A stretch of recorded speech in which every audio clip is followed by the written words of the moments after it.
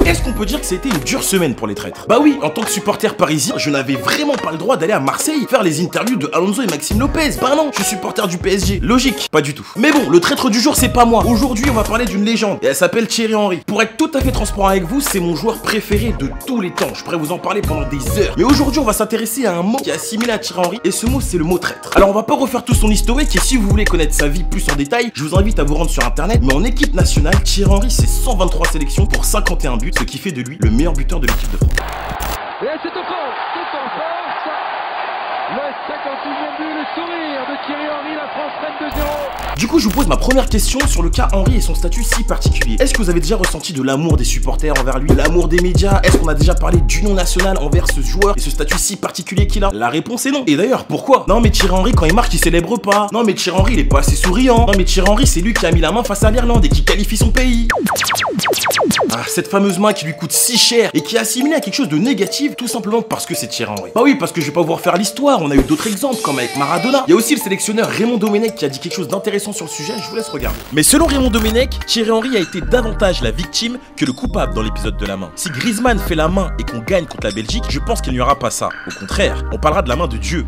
Henry, lui, c'était la main du diable. Ce qui est intéressant aussi, c'est que Thierry Henry, on n'en entendait plus parler. Il a continué sa vie outre-Manche, là où il est reconnu à sa juste valeur. Et il aura fallu qu'il soit sollicité et qu'il accepte la proposition de la 3e meilleure nation du foot afin de transmettre son expérience auprès des attaquants, mais aussi cette expérience de la gagne parce qu'il a déjà gagné une Coupe du Monde, pour être de retour sur le devant de la scène et sali injustement. Du coup, vous connaissez mon amour pour Twitter et j'ai relevé quelques commentaires.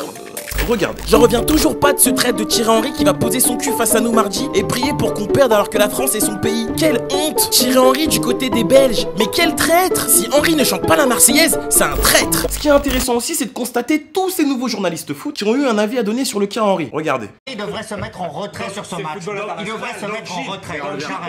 Donc pour toi, Henry, il démissionne, il arrête parce qu'il joue contre l'équipe de France. Il se met en retrait quelques jours. Il ne participe. Ici, on est dans le football, alors on se de quoi? Mais attendez, on est dans le football, on est d'abord des Français avant d'être des footballeurs. Demi-finale d'une Coupe du Monde, il va se mettre en retrait? Il va.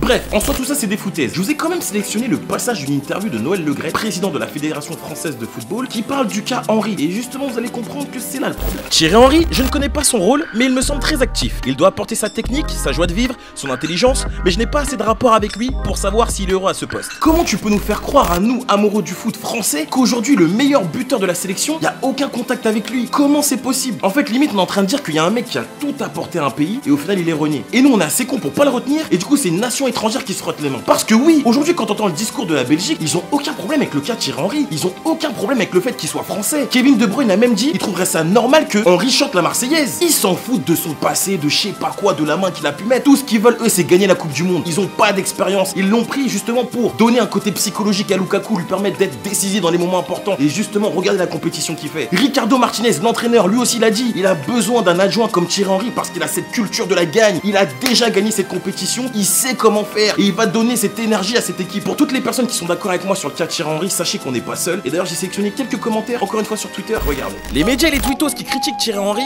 la plupart d'entre vous n'étaient même pas au courant qu'il faisait partie du staff belge. Il n'y a pas d'histoire de traite ou je ne sais quoi. Il fait juste son boulot. Un boulot que la FFF n'a pas voulu lui offrir. Si la Belgique n'était pas en demi, est-ce qu'il parlerait de traître? Et si la France n'était pas en demi, est-ce qu'il ne rappellerait pas que la Belgique y est grâce aux Français de Thierry Henry? Bref, c'était une vidéo assez rapide. PDV épisode 2, prix de vitesse sur le cas de Thierry Henry. Les amis, s'il vous plaît, ne soyez pas ingrats. Faites attention aux mots que vous utilisez parce que parfois ça peut être blessant. Et surtout, ne confondez pas passion et boulot. Moi, je suis un supporter du PSG, j'adore le PSG. J'ai été voir quasiment tous les matchs l'année dernière. Mais c'est mon taf d'aller faire des interviews. Quand un club adverse m'appelle pour faire l'interview de un tel ou un tel ou un tel, j'ai l'excitation parce que c'est mon job, c'est ce qui me fait vivre, c'est ce qui me nourrit, c'est ce qui vous fait dire que votre job il est stylé. Ne jamais tout mélanger. Passion et boulot, c'est très différent. Et je pense que vous l'apprendrez au fil du temps. Pour le cas de Thierry Henry, c'est pareil. Thierry Henry, il est français et je suis sûr qu'il aime son pays de tout son cœur. Malheureusement, ce n'est pas son pays qui lui a permis d'être encore sur les terrains et d'exercer sa passion. Mais ne jetez jamais la pierre à quelqu'un qui veut juste faire son travail. En tout cas, ce soir, ça sera à fond. Allez les bleus, j'espère de tout cœur qu'on va se qualifier. J'ai la sensation que cette année, la Coupe du Monde, elle est pour nous. Les amis, je compte sur vous pour me laisser votre avis sur le cas Henry, traite ou pas traite. Pour ma part,